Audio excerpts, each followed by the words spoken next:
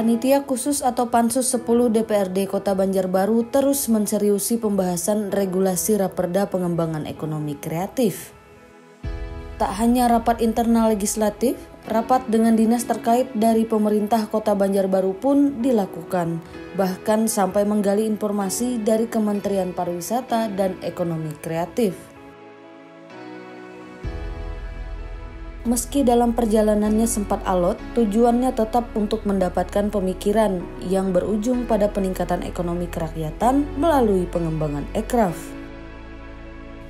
Keberadaan regulasi pengembangan ekraf ini nantinya menjadi payung hukum dalam menjamin keberlangsungan ekraf yang terus mengalami perkembangan di Kota Banjarbaru.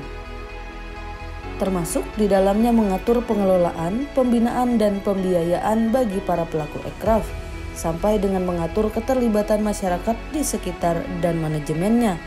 Tentunya regulasi ini harus sinkron antara pemerintah pusat, provinsi maupun di Kota Banjarbaru.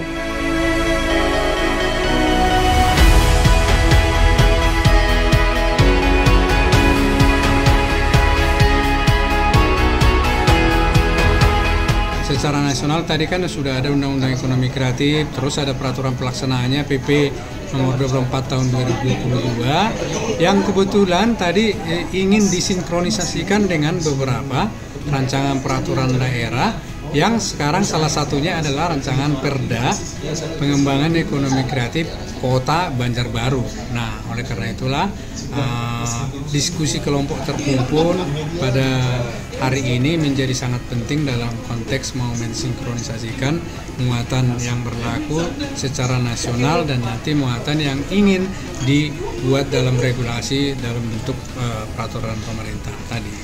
Ekonomi kreatif itu tumbuh banyak berkembang di kota-kota yang didominasi oleh jasa gitu ya. Kalau sumber daya alamnya kaya biasanya tidak beralih ke ekonomi kreatif. Tapi kalau sumber daya alamnya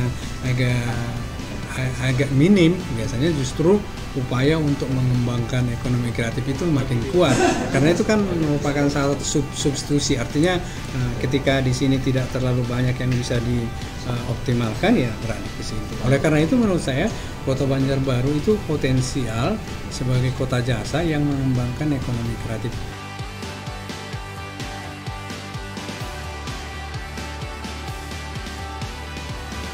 Menurut Sabar Tua, Perda Pengembangan Ekonomi Kreatif ini sangat cocok dengan potensi ekraf di Kota Banjarbaru. Apalagi bisa dibilang Banjarbaru adalah kota jasa, kota yang memiliki pelayanan publik secara memadai sesuai yang diharapkan oleh masyarakat dan investor. Ditambah lagi lengkapnya pelayanan penunjang sektor jasa seperti perhotelan, perbankan, dan infrastruktur kota yang sesuai standar. Jadi Kemenparekraf itu juga punya program tadi yang disebut pemetaan kota-kota yang nanti dikembangkan untuk pengembangan ekonomi kreatif. Nah, kemarin Palangkaraya juga baru datang ke kita. Mereka juga sudah menyusun ekonomi kreatif sebelumnya, tapi malah mereka sebelum undang-undang ekonomi kreatif itu sudah ada. Nah, mereka Pala itu kan itu juga sudah ada disebut-sebut di dalam regulasi mereka sebelumnya. Jadi sudah ada beberapa kota atau kabupaten sebenarnya yang menginisiasi beberapa program yang terkait dengan ini. Nah, dalam pengalaman saya sih tidak ada yang terlambat, Pak. Kalau sekarang pun misalnya Kota Banjarbaru baru menginisiasi Ranperda Pengembangan Ekonomi Kreatif, tidak berarti sebenarnya terlalu ketinggalan, karena tadi ada kalanya memang ekonomi kreatif itu belum dilengkapi oleh regulasi yang memadai. Oleh karena itu inilah saatnya untuk mempercepat tadi proses pengembangan ekonomi kreatif yang tadinya masih dilakukan belum secara terencana, tapi dengan ada regulasi yang digagas pemerintah dan DPR itu DPRD ya di Kota Banjarbaru, harapannya nanti pengembangan ekonomi kreatif itu makin cepat.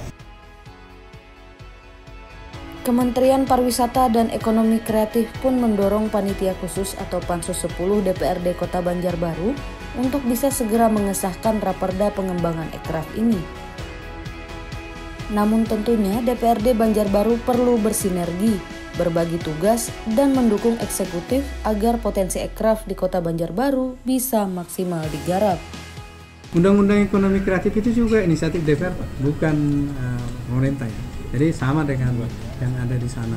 Nah, karena itu tadi yang saya sebut memang ekonomi kreatif itu berbasis komunitas dan itu lahir dari kandungan biasanya ide-ide yang ada di komunitas dan masyarakat. Jadi ketika DPR misalnya melihat itu sebagai sesuatu yang harus dibuatkan regulasi secepatnya, artinya DPR juga sudah membaca, sudah melihat, sudah memetakan bahwa ada kebutuhan real yang ingin dikembangkan oleh masyarakat dan potensi itu ada.